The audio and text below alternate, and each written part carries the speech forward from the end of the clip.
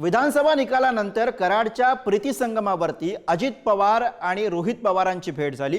रोहित पवारांनी काका अजित पवार यांना वाकून नमस्कार केला।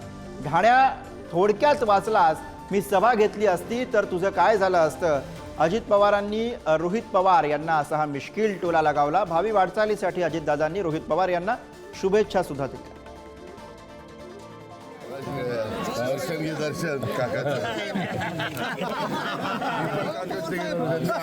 मला नाहीतर मी ठाण्या थोडक्यात वाचला, माझी सभा झाली असती तर काय झालं। माझे ते काका आहेत म्हणून मी पाया पडलो।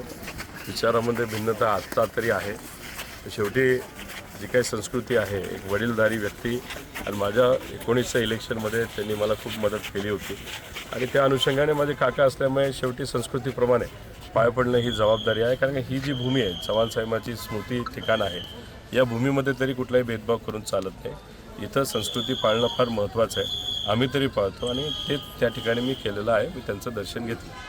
आपल्या इथं एक पद्धत आहे, मराठी संस्कृती आहे, आपण वडीलधाऱ्यांचा आम्ही पण जर लवकर आलो असतो, काय आमच्या त्या पोलिसांनी आम्हाला शहाण्यांनी तिकडेच नेलं, नाही तर कदाचित साहेबांची आमची पण इथं गाठ पडली असती।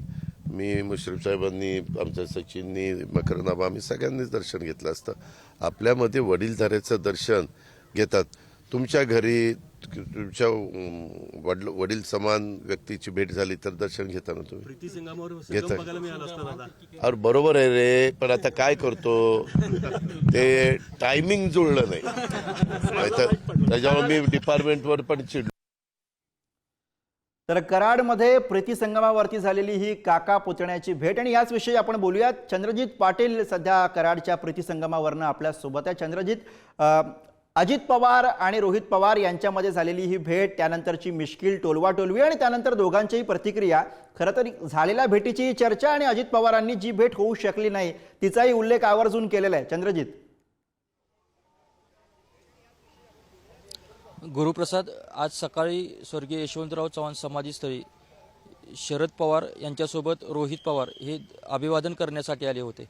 शरद पवार यांनी अभिवादन केल्यानंतर प्रीतीसंगम बागेतून विमानतळाकडे प्रयाण केले। मात्र रोहित पवार हे प्रसारमाध्यमांशी बोलण्यासाठी थांबले होते।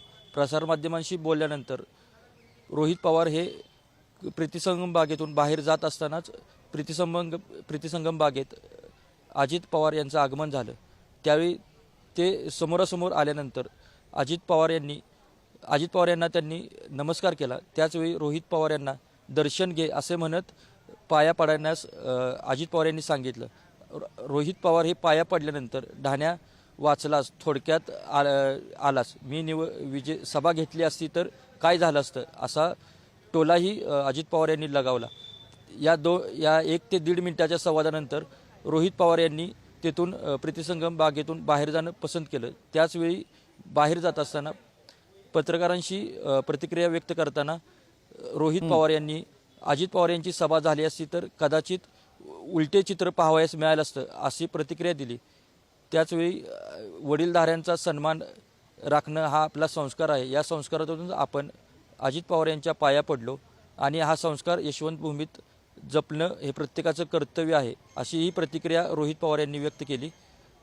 त्याचबरोबर शरद पवार यांच्याशी भेट होऊ शकली नाही याबद्दलही अजित पवार यांनी त्यानंतर वक्तव्य केलं। टायमिंग जुळलं नाही असा उल्लेख करत पोलिसांनी मला दुसरीकडे नेलं। बरोबर आहे, वडीलधाऱ्यांचा सन्मान ठेवण्याच्या संस्कृतीची आठवण ही रोहित पवारांनीही करून दिली आणि तशीच ती अजित पवारांनी सुद्धा करून दिली। धन्यवाद चंद्रजीत या सगळ्या माहितीसाठी। पुढे जाऊयात। कर्जत जामखेडमध्ये माझा पराभव नियोजित कट होता, यात माझा बळी गेला। अजित पवार कटामध्ये सहभागी असल्याचा राम शिंदे यांनी संशय व्यक्त केलेला आहे। अजित पवार यांनी रोहित पवार यांना तुझ्या मतदारसंघामध्ये सभेला आलो असतो तर काय झालं असतं, हा व्हिडिओ व्हायरल होत आहे आणि त्यावरनं शिंदेंनी अजित पवारांवरती आरोप केलेले आहेत। कलहाच्या दरम्यान जो घोषित करार झाले आणि त्याची अंमलबजावणी झाल्याचं चित्र तरी निश्चित स्वरूपामध्ये कर्जत जामखेडमध्ये जाणवत आहे। त्यांच्या पक्षाचा जो काही अजेंडा होता, शेवटी महायुतीचा धर्म मोठ्या नेत्यांनी पाळणं अपेक्षित आहे। राज्याच्या 288 मध्ये नाव जर पराजय झालेला उमेदवार कोण असेल तर तो राम शिंदे आहे। त्याच्यामुळं या गटाचा आणि या अघोषित माझ्या विरोधी कारवाई करण्याचा मी बळी ठरलोय. आणि अर्थातच याच विषयी आपण बोलूया. प्रतिनिधी उमर सय्यद सध्या आपल्या सोबत आहेत. उमेर, खरं तर राम शिंदे यांची प्रतिक्रिया समोर आलेली आणि ही प्रतिक्रिया समोर आली आहे ती अजित पवार आणि रोहित पवार यांच्या त्या व्हिडिओ नंतर, ज्यामध्ये अजित पवार मिश्किलपणे अर्थातच रोहित पवारांना म्हणतात की माझी सभा झाली असती तर काय झालं असतं, पण यानंतर राम शिंदे यांनी संशय व्यक्त केलेला आहे. कसं बघायचं या सगळ्याकडे उमेर? नक्कीच कर्जत जामखेड मतदारसंघामध्ये रोहित पवार विरुद्ध राम शिंदे अशी निवडणूक झाली. यामध्ये अवघ्या 1243 मतांनी रोहित पवार यांचा विजय झाला. रोहित पवार यांच्या विजयावर राम शिंदे यांनी आक्षेप देखील घेतला होता. त्यांनी आक्षेप घेत अर्ज केला होता, मात्र प्रशासनाने तो अर्ज फेटाळला. फेर मतमोजणीची राम शिंदे यांनी अर्ज केला होता. मात्र आता अजित पवार आणि रोहित पवार यांची जी भेट झाली त्यानंतर अजित पवारांनी जे वक्तव्य केलं त्याच्यावरती आता राम शिंदे यांनी घणाघाती टीका केली आहे. कुठेतरी माझ्या विरोधात सुनियोजित कट असल्याची टीका राम शिंदे यांनी केली आहे. कारण राम शिंदे यांच्या प्रचारार्थ देवेंद्र फडणवीस असतील, अजित पवार असतील, कोणीही तिथं अशी मोठी सभा घेतली नव्हती.